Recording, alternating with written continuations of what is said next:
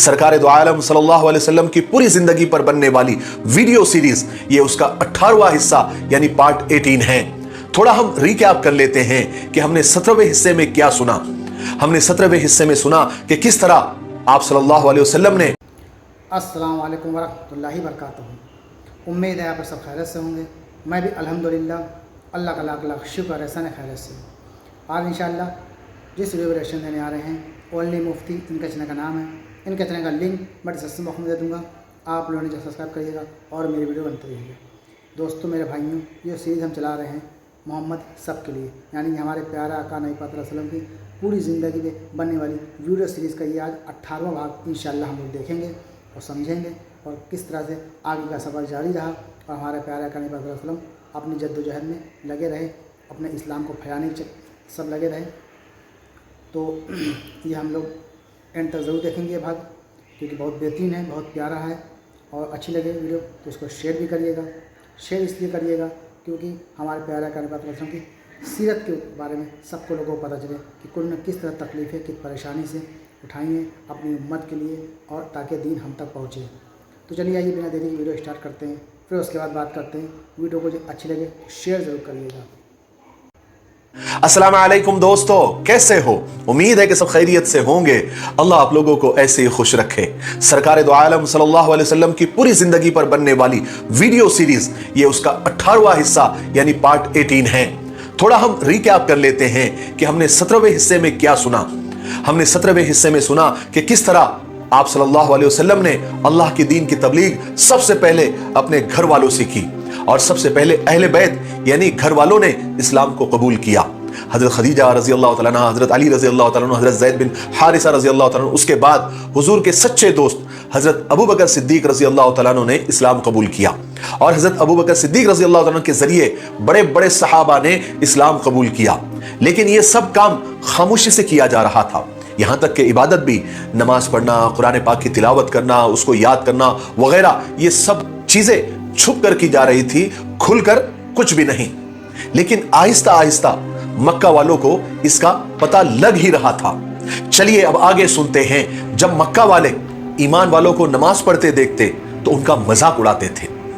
جب وہ لوگ رکوع کرتے یا سجدہ کرتے تو یہ لوگ ان پر ہنستے تھے، اور یہ مذاق اڑانے والی حرکتیں دن بدن بڑھتی جا رہی تھی۔ جب بھی ایمان والے نماز پڑھتے تو مکہ والے الگ الگ آوازیں نکال کر ان کا ٹھٹا کرتے، پھر زور زور سے قہقہے لگاتے۔ ایک مرتبہ ہوا یہ کہ عراق نامی جگہ پر یہ سب نماز پڑھ رہے تھے، اور ایمان والوں میں سعد بن ابی وقاص بھی تھے۔ یہ بہت جوشیلے نوجوان تھے۔ جب انہوں نے دیکھا کہ مکہ والے ان کی نماز کا، ان کی عبادت کا مذاق اڑا رہے ہیں، تو انہوں نے ان میں سے ایک کو پکڑ کر خوب کوٹ دیا، جس سے اس کا سر پھٹ گیا، اور باقی کے سب وہاں سے بھاگ کھڑے ہوئے۔ یہ پہلا خون تھا جو اسلام کے راستے میں، اسلام کے واسطے بہایا گیا۔ چونکہ مشرکین مکہ ایمان والوں کو تکلیفیں پہنچانے لگے تھے، اس لیے رسول پاک صلی اللہ علیہ وسلم ایمان والوں کو ان سے دور رکھا کرتے تھے، اور ان سب سے چھپ کر حضرت ارقم بن ابی ارقم کے مکان پر جمع کیا کرتے تھے، اور قرآن شریف کی جو آیتیں نازل ہو چکی تھی وہ انہیں سنایا کرتے تھے، یا کوئی نئی وحی آتی تھی، یا کوئی اللہ کا نیا پیغام آتا تھا، اللہ کی طرف سے کوئی نیا میسج آیا کرتا تھا، تو رسول پاک صلی اللہ علیہ وسلم ان کو سنایا کرتے تھے۔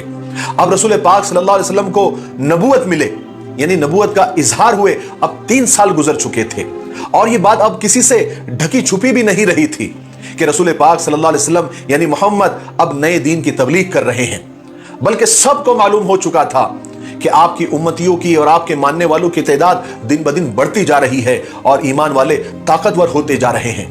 اب خدا تعالیٰ نے رسول پاک صلی اللہ علیہ وسلم کو حکم دے ہی دیا کہ اب کھل کر اسلام کو پھیلانے کا کام کرے، اب چھپ کر نہیں، اب جو بھی کرنا ہے کھلے عام کرے، اب چھپ کر نہ کرے۔ فَاصْدَعْ بِمَا تُؤْمَرْ وَأَعْرِضْ عَنِ الْمُشْرِكِينَ، کہ اب کھل کے دین کی دعوت دے اور مشرکین کی بالکل پرواہ نہ کرے۔ 3 سال تک رسول پاک صلی اللہ علیہ وسلم نے چھپ چھپ کر لوگوں کو ایک خدا کی طرف بلایا۔ اب اللہ کا حکم ہوا کہ اب چھپ کر نہیں، کھل کر لوگوں کو اسلام کی طرف بلائیں، انہیں دعوت دیں۔ پھر یہ آیتیں نازل ہوئی، وَأَنذِرْ عَشِيرَتَكَ الْأَقْرَبِينَ وَاخْفِضْ جَنَاحَكَ لِمَنِ اتَّبَعَكَ مِنَ الْمُؤْمِنِينَ فَإِنْ عَصَوْكَ فَقُلْ إِنِّي بَرِيءٌ مِّمَّا تَعْمَلُونَ۔ سب سے پہلے اپنے خاندان والوں کو، اپنے قریبی رشتہ داروں کو خدا کے عذاب سے ڈرائیں، اور ساتھ ہی اللہ تبارک و تعالیٰ نے یہ بھی فرمایا کہ اگر لوگ نہیں مانتے تو آپ غم نہ کریں، ٹینشن نہ لیں اور کسی کی پرواہ نہ کریں۔ رسول اللہ صلی اللہ علیہ وسلم نے خدا کے حکم کے آگے سر جھکایا اور کچھ دنوں تک آپ اپنے گھر میں گوشہ نشین ہو گئے، یعنی تنہا بیٹھ کر، اکیلے بیٹھ کر یہ سوچتے رہے کہ اب اسلام کی تبلیغ کیسے کرے، شروعات کیسے کرے، ابتدا کیسے کرے، اسٹارٹ کیسے کرے۔ لیکن آپ صلی اللہ علیہ وسلم کی بہت دنوں تک یہ گوشہ نشینی یعنی تنہا بیٹھنے کی خبر آپ کی پھوپھیوں کو ہو گئی اور وہ آپ سے ملنے کے لیے آ گئی۔ انہیں اصل میں یہ خیال ہوا تھا کہ کہیں آپ کی طبیعت تو نہیں خراب ہو گئی۔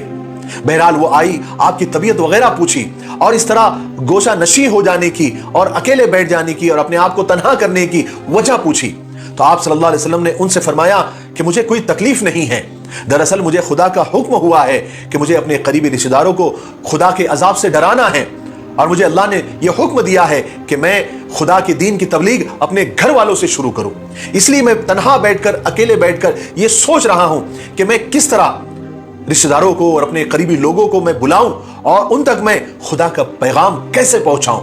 ان عورتوں نے یعنی پھوپھیوں نے کہا کہ محمد تم ضرور سب کو بلاؤ، لیکن چچا ابو لہب کو ہرگز مت بلاؤ، اس لیے کہ وہ تمہاری ایک بھی بات نہیں سنے گا۔ پھر ہوا یہ کہ رسول پاک صلی اللہ علیہ وسلم نے بہت جلدی ہی سب رشتہ داروں کو، عزیزوں کو اپنے گھر کھانے کی دعوت دی، لیکن آنے والوں میں ابو لہب بھی شامل تھا۔ حالانکہ رسول اللہ صلی اللہ علیہ وسلم جانتے تھے کہ یہ میرا سب سے بڑا دشمن ہے۔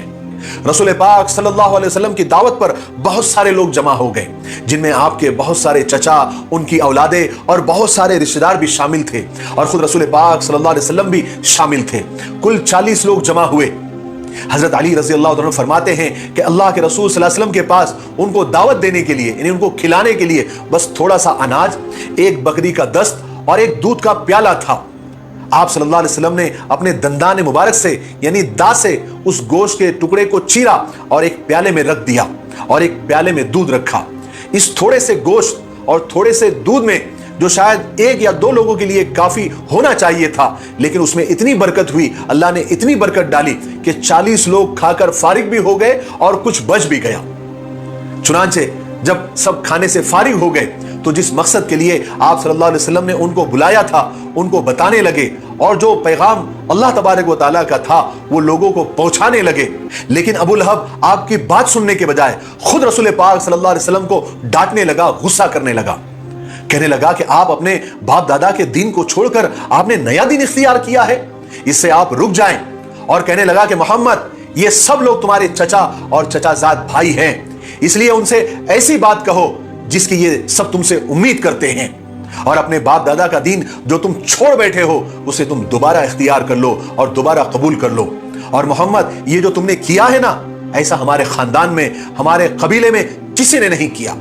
اور ایک بات یاد رکھو کہ ہم لوگوں میں اتنی طاقت نہیں ہے کہ ہم سارے عربوں سے لڑ سکے۔ اگر تم اپنی ضد سے نہیں ہٹے تو ہمیں مجبوراً تمہیں کسی جگہ بند کر دینا پڑے گا، کیونکہ عربوں سے لڑنے کے بجائے ہمارے لیے یہ کام زیادہ آسان ہے۔ رسول پاک صلی اللہ علیہ وسلم نے چاہا تھا کہ اپنی بات کرے، خدا کا پیغام اچھی طرح سے لوگوں کو سمجھائے، اسی لیے تو دعوت کی تھی، لیکن ابو لہب کی وجہ سے آپ کو موقع ہی نہیں مل سکا۔ پھر ابو لہب نے کھل کر دشمنی کی شروعات کی۔ ابو لہب نے لوگوں کو بھڑکانا شروع کیا اور کہا کہ محمد نے آج کے کھانے پر جادو کیا تھا، اسی لیے تو اتنا سا کھانا سب کے لیے کافی ہو گیا، اور لوگوں سے کہا کہ چلو یہاں سے واپس چلو۔ سب لوگ اٹھ کر چلے گئے۔ اللہ کے رسول صلی اللہ علیہ وسلم نے جس مقصد کے لیے سب کو کھانے کی دعوت دی تھی وہ آپ کا مقصد پورا ہی نہیں ہو سکا، لیکن آپ نے ہمت نہیں ہاری۔ کچھ دن کے بعد آپ نے پھر سب کو دعوت کی، پھر سب کو بلایا۔ پھر جب سب لوگ آ گئے تو آپ نے خداوند کریم کا پیغام کھڑے ہو کر سنایا۔ آپ صلی اللہ علیہ وسلم نے فرمایا ایسا کبھی نہیں ہوتا کہ ایک رہبر، ایک راستہ بتلانے والا، ایک گائیڈ خود ہی اپنے قافلے سے جھوٹ بول کر اسے راستے سے بھٹکا دے۔ اس خدا کی قسم جو تنہا ہے، اس کا کوئی شریک نہیں، مجھے اس خدا نے ساری دنیا کے لیے رسول اور پیغمبر بنا کر بھیجا ہے۔ خدا کی قسم عبد المطلب کی اولادوں، دنیا میں کوئی بھی شخص اپنی قوم کے لیے اتنی اچھی چیز لے کر نہیں آیا ہے جیسی میں تمہارے لیے لے کر آیا ہوں۔ میں آپ لوگوں کے لیے دنیا و آخرت کی بھلائی لے کر آیا ہوں۔ مجھے میرے خدا نے حکم دیا ہے کہ میں آپ لوگوں کو اس کی طرف بلاؤں۔ اب آپ مجھے بتلائیے کہ کون کون میرا ساتھ دے گا، میرا مددگار ہوگا، میرا سپورٹ کرے گا۔ रसूल पाक सल्लल्लाहु अलैहि वसल्लम इतना फरमा कर खामोश हो गए और अपने रिश्तेदारों की तरफ देखने लगे, उनके चेहरों को देखने लगे, ताकि अंदाजा कर सके कि इनमें से किसका दिल ईमान की तरफ झुका, इनमें से किसने इस्लाम को अपने दिल में जगह दी, इनमें से कौन मेरा साथ देगा, मेरा साथ देने के लिए तैयार होगा, इनमें से कौन मेरी बात को मानता है, मेरा खलीफा बनता है। बहुत उम्मीद से अल्लाह के रसूल सल्लल्लाहु अलैहि वसल्लम सबके चेहरों को देखते रहे, मगर हाय अफसोस, जितने भी रिश्तेदार उस वक्त वहां जमा हुए थे, उनमें से किसी ने भी आपकी आवाज पर हाथ नहीं उठाया, किसी ने आपकी बात नहीं मानी। बहुत सारे लोग तो बस खामोश बैठे रहे और कुछ लोगों ने तो लापरवाही से मुंह फेर लिया और एक एक करके वापस जाने लगे। उस वक्त उन्हीं में से एक कम सिन और कम उम्र बच्चा खड़ा हुआ, जो अभी लड़कपन की उम्र में ही था। उसने खड़े होकर कहा कि या रसूल अल्लाह, मैं आपकी बात मानता हूं, मैं ईमान लाता हूं कि मैं आपकी मदद करने के लिए तैयार हूं, आपके शाना बशाना मैं खड़ा रहूंगा और आपका पूरा पूरा साथ दूंगा और मैं आप पर पूरा पूरा ईमान लाता हूं। आपको पता है वो बच्चा कौन था? वो बच्चा अबू तालिब का बेटा हजरत अली रजी अल्लाह तआला अन्हु थे, जिन्होंने पहले ही ईमान को कबूल कर लिया था, लेकिन अब उन्होंने सबके सामने अपने इस्लाम कबूल करने का ऐलान कर दिया। हजरत अली रजी अल्लाह तआला अन्हु, जो कि अभी बच्चे थे, कम सिन थे, उनकी जबान से इतनी बड़ी बात सुनकर सब खिलखिलाकर हंसने लगे। और कुछ लोगों ने तो अबू तालिब की तरफ देखकर मजाक में कहा, क्यों भाई अबू तालिब, अब तुम अपने भतीजे की बात मानोगे या अपने बेटे अली की? फिर और सब हंसने लगे और हंसते हंसते उस मजलिस से चले गए। उसके बाद मजलिस बर्खास्त हो गई, खत्म हो गई। दावत में आने वालों ने दावत में खाना तो खाया, लेकिन किसी ने भी रसूल पाक सल्लल्लाहु अलैहि वसल्लम की बात नहीं मानी। लेकिन रसूल पाक सल्लल्लाहु अलैहि वसल्लम मायूस नहीं हुए, बल्कि आपने दावत का काम जारी रखा। एक दिन आप सफा नाम की पहाड़ी पर चढ़ गए और वहां से लोगों को आवाज दी कि ऐ कुरैश के लोगों, ऐ कुरैश के लोगों, जैसे कोई खास ऐलान करना हो।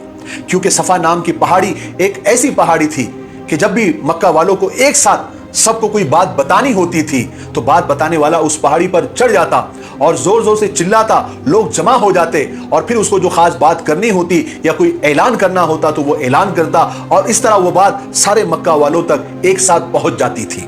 जिस तरह आप सल्लल्लाहु अलैहि वसल्लम ने वहां खड़े होकर लोगों को पुकारा और लोगों को बुलाया। जब आप सल्लल्लाहु अलैहि वसल्लम ने लोगों को पुकारा तो लोग एक दूसरे से पूछने लगे, अरे ये कौन आवाज दे रहा है, ये किसकी आवाज है? तो किसी ने बताया, ये तो मोहम्मद की आवाज है जो सफा पहाड़ी से पुकार रहा है। तमाम लोग सफा पहाड़ के पास जमा होने लगे। एक आया, दूसरा आया, तीसरा आया, लोग वहां पर बढ़ते चले गए और थोड़ी ही देर में अच्छा खासा मजमा जमा हो गया। उनमें बूढ़े कुरैश भी थे, जवान भी थे, बच्चे भी थे। आकर पूछने लगे कि क्या बात है मोहम्मद, क्यों पुकार रहे हो, क्यों हम सबको जमा किया? तो रसूल पाक सल्लल्लाहु अलैहि वसल्लम ने जवाब दिया कि ऐ लोगों, अगर मैं तुमसे कहूं कि इस पहाड़ के पीछे एक लश्कर आ रहा है और आते ही वो तुम पर हमला कर देगा, तो क्या तुम मेरी बात का यकीन करोगे? तुम्हें मेरी बात पर भरोसा आएगा? तो लोगों ने कहा कि हाँ हाँ, क्यों नहीं, क्योंकि हमेशा हम लोगों ने तुमको सच्चा ही पाया है, कभी झूठा नहीं पाया, तो हम तुम्हारी इस बात पर भी पूरा यकीन कर लेंगे, बोलो क्या बात है। फिर आप सल्लल्लाहु अलैहि वसल्लम ने लोगों से कहा कि ऐ लोगों, मैं तुमको एक अजाब से डराता हूं जो अनकरीब आने वाला है। ऐ लोगों, खुद को जहन्नम की दहकती हुई आग से बचाओ, इसलिए कि मैं किसी को खुदा के गुस्से से नहीं बचा सकता।